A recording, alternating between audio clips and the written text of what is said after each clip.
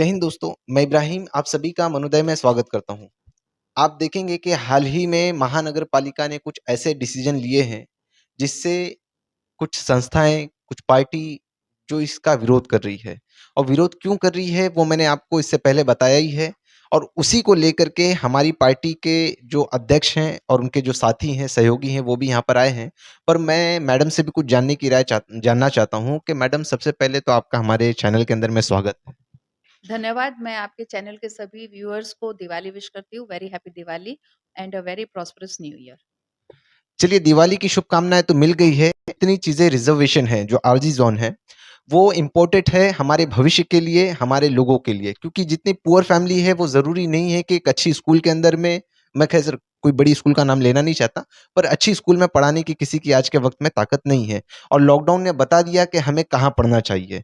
हम इनसे ये जानना चाहते हैं कि मैडम आज के वक़्त में जो हमारी नगर पालिका के पास में जो इनकम सोर्स है, वो इतनी कम हो गई है कि शायद मुझे भी कहीं न कहीं से पैसे जमा करके देने पड़ेंगे। कोई नहीं कोशिश ज़रूर करेंगे। पर क्या इस चीज़ पे आपकी राय क्या है?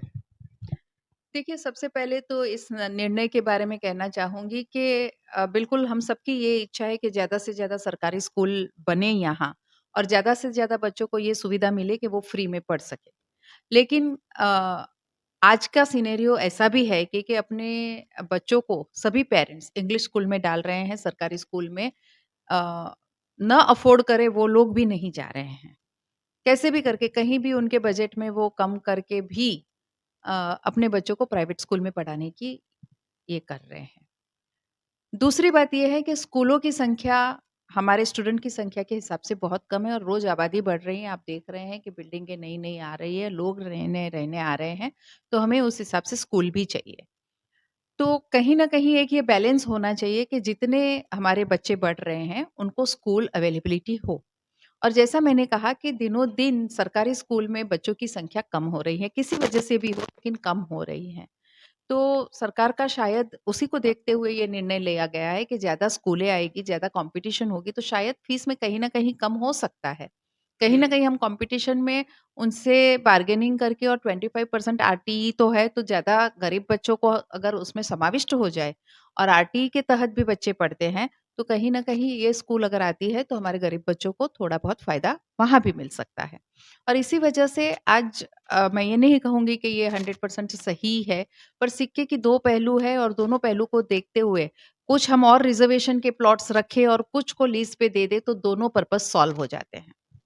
चलिए मैडम ने जो कहा है इस बात से मैं 100% तो सहमत नहीं हूँ। मैं इसके लिए क्योंकि जो अभी हाल ही में मैक्सिस मॉल के सामने की जो जगह है, क्या हो रहा है वो मुझे बताने की ज़रूरत नहीं है। दूसरा शिवार गार्डन का क्या हो रहा है, ये भी मुझे बताने की ज़रूरत नहीं है।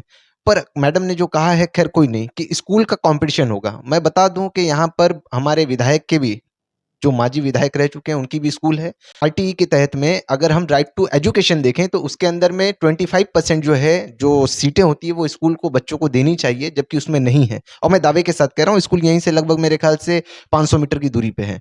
उसमें एक बच्चा गरीब का नहीं पढ़ता है। दूसरा, यहाँ पर फिर हमारे और भी जो 2 एमपी मेंबर ऑफ पार्लियामेंट रह चुके हैं, उनके भी जो है स्कूलें हैं बड़ी-बड़ी, पर उसमें भी कोई गरीब बच्चा नहीं पढ़ता है। और अगर आरटीई के तहत जाया जाए उसके अंदर में तो उनको हैरेसमेंट किया जाता है, परेशान किया जाता है और उनको वो मतलब सहूलियत नहीं दी जाती है। ख़ैर कोई नहीं, पर मैडम कह रही हैं तो शायद ऐसा हो। मैं एक और जानकारी के लिए बता दूँ कि 3 किलोमीटर अगर जैसे स्कूल जो 25% उसके अंदर में रिज़र्व रहता है आरटी के अंदर में, अगर वो चीज़ें नहीं वो लोग स्कूल के अंदर में वो बच्चे नहीं आते हैं तो अपनी रेंज बढ़ा करके 2 से 3 किलोमीटर तक का उसको एडवर्टाइज़िंग करना पड़ता है। ये रूल्स में है। उसको एडवर्टाइज़ करना पड़ता है कि आपको बताना पड़ेगा कि आस-पास के जितने गरीब बच्चे हैं, वो आकर के इसमें जो है पढ़ाई करें। इस चीज़ पे आप जो कह रही हैं कि ऐसा अगर होगा, हमारी सरकार को या फिर स्कूल के कॉम्पिटिशन को, तो मुझे तो नहीं लगता क्योंकि आज के वक़्त में माफ़िया हो चुकी है स्कूल, इस पे क्या कहेंगी आप? हमारे माननीय पंतप्रधान नई शिक्षा नीति ला रहे हैं और उसमें फीस पे भी कंट्रोल करने की बात आ रही है। ऐसी बात नहीं है कि सब कुछ अंधेरा ही आगे छाया हुआ है, उजाले की भी किरणें हैं। हम जब बहुत अंधेरा होता है तब हमारी कोशिश होती है कि कहीं न कहीं एक मशाल, यानी एक उजाले की किरण कहीं से आ जाए। तो हम वही कोशिश कर रहे हैं। आज जो डेलीगेशन मेरे पास निवेदन लेके आया है, उनकी भी यही कोशिश है। ये पर्सनली अपने लिए स्कूल का प्लॉट नहीं बचाना चाहते हैं। ये भी चाहते हैं कि शहर के बच्चों के लिए ही पढ़े। दोनों का मकसद सेम है।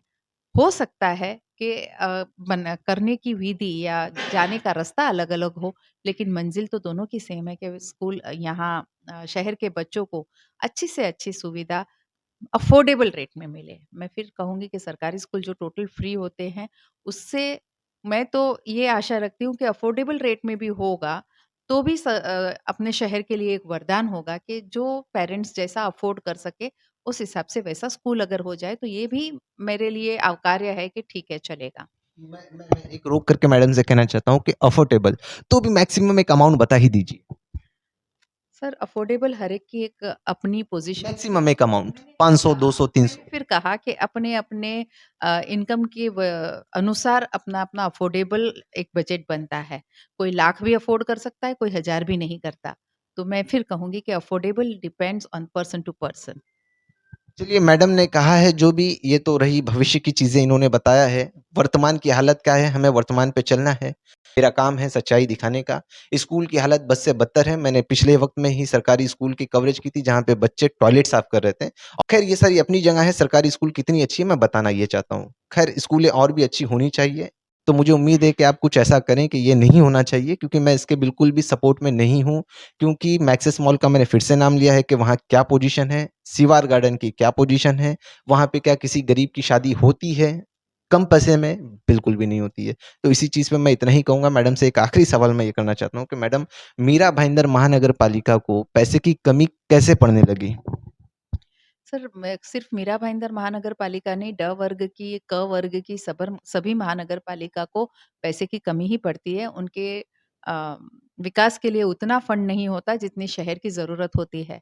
मीरा भाईंदर स्पेशली इसलिए कि ये सिटी सबसे फ़ास्टेस्ट ग्रोइंग सिटी है। आपको मालूम होगा तो ये रिकॉर्ड है हमारे पूरे महाराष्ट्र में कि जितना फ़ास्ट मीरा भाईंदर ग्रो हो रहा है और कोई भी सिटी ग्रो नहीं हो रही है, बिकॉज़ ये मुंबई से लग के है। आप देखिए इधर 200% रेट से हमारी सिटी ग्रो हो रही है, तो उसके लिए विकास के फंड की ऑलवेज़ कमी रहेगी। कभी हमें लोन लेना पड़ेगा, कभी हमें कर्ज़ लेना पड़ेगा, तो ये तो लेना ही पड़ेगा हमें। और उस तरह से और जैसे हमारी सरकार से हमें बार-बार फंड माँगने जाना पड़ता है, हम लाते भी हैं। अभी-अभी 700-800 करोड़ का फंड हमने यहाँ लाया है इंटरनल काम के लिए, लेकिन वो पूरा नहीं पड़ता क्योंकि मैंने फिर कहा कि जिस हिसाब से हमारे पॉपुलेशन बढ़ रही है, उस हिसाब से हमारा इंफ्रा नहीं बढ़ रही। बात आपने मैक्सेस की, तो अब ज़रूरत ये है कि अब जो रूल्स वहाँ लगाए गए थे, वो फ़ॉलो नहीं हो रहे हैं। रूल्स तो बड़े अच्छे इरादे के साथ ही लगाए गए, फ़ॉलो नहीं हो रहे, तो उसपे कहीं न कहीं हमारी कमांड होनी चाहिए, हमारा एक दबाव होना चाहिए कि वो रूल्स फ़ॉलो करें। रूल्स में कोई कमी नहीं रखी गई, वहाँ गरीब की शादी होनी ही चाहिए, अफ़ोर्डेबल रेट में होनी चाहिए। तो फिर कहूँगी कि रूल्स बनाते समय हम बहुत अच्छे बनाते हैं, लेकिन जब उसे पाला नहीं जाता और ये है उनका और जो प्रजा है, उनका भी है। आप हर उस मुद्दे पे आवाज़ उठाएँ अगर आपको वो न्याय नहीं मिलता है। लेकिन अपना प्रॉब्लम भी ये है कि हमें शायद बहुत सारे रूल्स का पता ही नहीं होता कि हम आवाज़ उठा पाएँ। प्रजा जो प्रतिनिधि चुन के आए हैं वो और प्रशासन, तीनों एक-दूसरे के सहयोग से काम करें। तो मैं आपके चैनल के माध्यम से ज़रूर कहूँगी कि आप लोगों का सहयोग बहुत ज़रूरी है, हमें अच्छी तरह से यहाँ रूलिंग करने की। बहुत-बहुत शुक्रिया हमसे बात करने के लिए। इनकी ऊपर में आप लोगों की राय क्या है दोस्तों कमेंट करके ज़रूर बताएँ। पर कानून जो है बनता ज़रूर है, पर उसको जो अमल में लाने की जो ज़रूरत होती है, वो शुरुआत यहाँ से होती है और यहाँ से जब शुरू होगी तो वो पूरी प्रजा में और प्रजा से जब शुरू होगी तो वो फिर राजा हो, चाहे जो भी हो। ख़ैर आप लोगों की राय क्या है वो मुझे कमेंट करके ज़रूर बताएँ। क्या ये जो चीज़ नगर पालिका डिसीज़न ले रही है, ये सही है? इसी के साथ मैं इब्राहिम, जय हिंद, जय महाराष्ट्र।